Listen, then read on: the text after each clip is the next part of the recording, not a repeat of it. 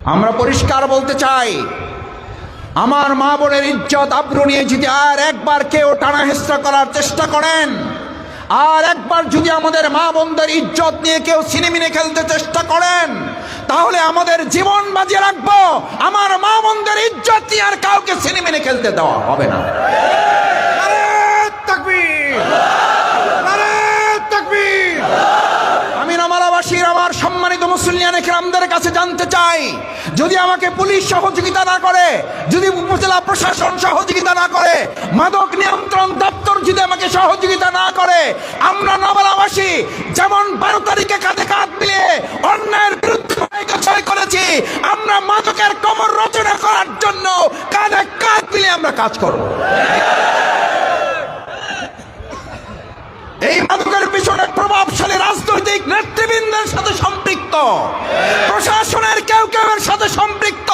পরিষ্কার বার্তা দিয়ে যাচ্ছি, যত বড় লাট বাহাদুরের সাথে সম্পৃক্ত থাকেন, জনগণকে সাথে নিয়ে মোকাবেলা করা হবে। এবার আমি বাউফলে শুধু রাস্তাঘাট, স্কুল, কলেজ, মাদ্রাসার সেতু বানাবো, এই পর্যন্ত আমার কাজ না।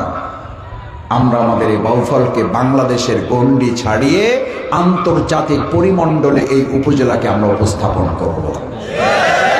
আল্লাহ কবুল করুন। আলহামদুলিল্লাহ, কিছুটা আমরা শুরু করতে পারছি না পারি নাই?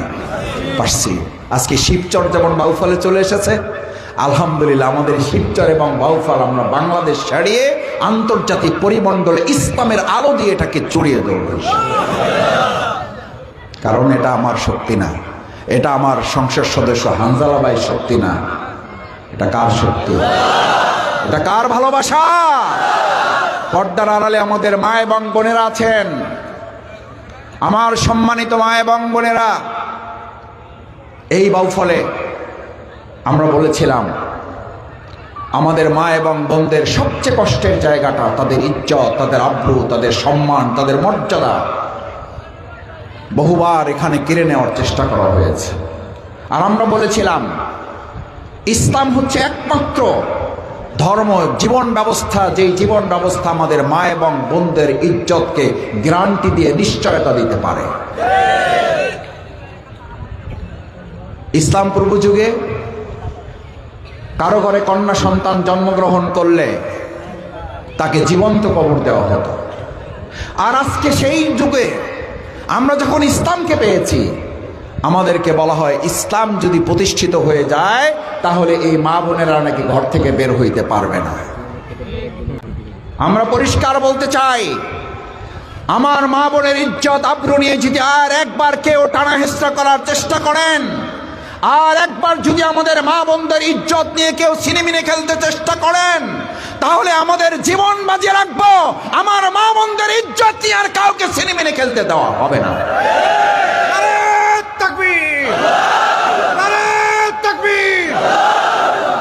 সম্মানিত ভাইরা, ওলামায়ে কেরাম, আমার তরুণ যুবকেরা, আজকে এখানে যারা আছেন, আমাদের বাউফলের সমস্যা কি? আমাদের বাউফলের সমস্যা হচ্ছে তরুণ যুবকদেরকে নষ্ট করে দেওয়ার জন্য তাদের হাতে বই, খাতা, কলম তাদের কাছ থেকে তুলে নিয়ে তাদের হাতে মাদক তুলে দেওয়া হচ্ছে। এটা কি হালাল না হারাম? এটা হারাম করেছে কে? এই হুজুররা, ইসলামপন্থীরা। কে হারাম করেছেন? কে করেছেন হারাম? হারামে আরাম আছে? আছে আরাম? আমি এই বাউফলে ঢোকার সাথে সাথে ঢাকায় যদি অন্তত 50টা ফোন দিনে রিসিভ করি, তাহলে 50টা ফোনের মধ্যে 10 থেকে 20টা ফোন আসে শুধু মাদকের সমস্যা নিয়ে সমাধানের জন্য। তার আকুতি, তার মিনতি, তার আহ্বান, মায়ের কান্না, বোনের কান্না। বোন কাঁদতেছে তার ভাইয়ের জন্য, মা কাঁদতেছে তার সন্তানের জন্য, ভাই কাঁদতেছে তার স্ত্রীর জন্য, স্ত্রী কাঁদতেছে তার স্বামীর জন্য। ভাই, আমার সংসারটা শেষ হয়ে যাচ্ছে শুধু এই মাদকের কারণে। আমাকে এই কথাও বলে, আপনাকে ব্যক্তি মাসুদকে ভোট দেই নাই, আপনার দাড়িপাল্লায় ভোট দেই নাই, আপনার জামাত ইসলামীকে ভোট দেই নাই। ভোট দিয়েছে আপনি বলেছিলেন আপনি মাদক নির্মূল করবেন, মাদকের কবর রচনা করবেন, আপনার কথার কারণে ভোট দিয়েছি। আমি নওয়ালাবাসীর আমার সম্মানিত মুসলিয়ান কিরামদের কাছে জানতে চাই, যদি আমাকে পুলিশ সহযোগিতা না করে, যদি উপজেলা প্রশাসন সহযোগিতা না করে, মাদক নিয়ন্ত্রণ দপ্তর যদি আমাকে সহযোগিতা না করে, আমরা নওয়ালাবাসী যেমন 12 তারিখে কাঁধে কাঁধ মিলিয়ে অন্যায়ের বিরুদ্ধে জয় করেছি, আমরা মাদকের কবর রচনা করার জন্য কাঁধে কাঁধ মিলিয়ে আমরা কাজ করব।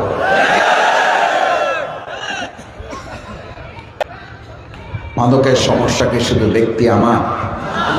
একদম আপনার কথা আমার কথা সেম। এই সমস্যা কি শুধুমাত্র ব্যক্তি আমাদের কয়েকজনের? আমি অনেক সময় নির্বাচনে বলেছি, একটা গুলি করলে একটা সন্তানকে হত্যা করা হয়, আর মাদক এমন একটা গুলি, এমন একটা অস্ত্র, শুধু একটা সন্তানকে হত্যা করে না, পুরো একটা পরিবারকে হত্যা করে ফেলে, পুরো একটা পরিবার আগুন জ্বালিয়ে দেয়। আপনার কি মনে হয় যে এই মাদকের জন্য শুধু আমার এই সন্তানরা দায়ী? না, এই মাদকের পিছনে প্রভাবশালী রাজনৈতিক নেতৃবৃন্দের সাথে সম্পৃক্ত, প্রশাসনের কেউ কেউ এর সাথে সম্পৃক্ত। পরিষ্কার বার্তা দিয়ে যাচ্ছি, যত বড় লাট বাহাদুরের সাথে সম্পৃক্ত থাকেন, জনগণকে সাথে নিয়ে মোকাবেলা করা হবে। এবার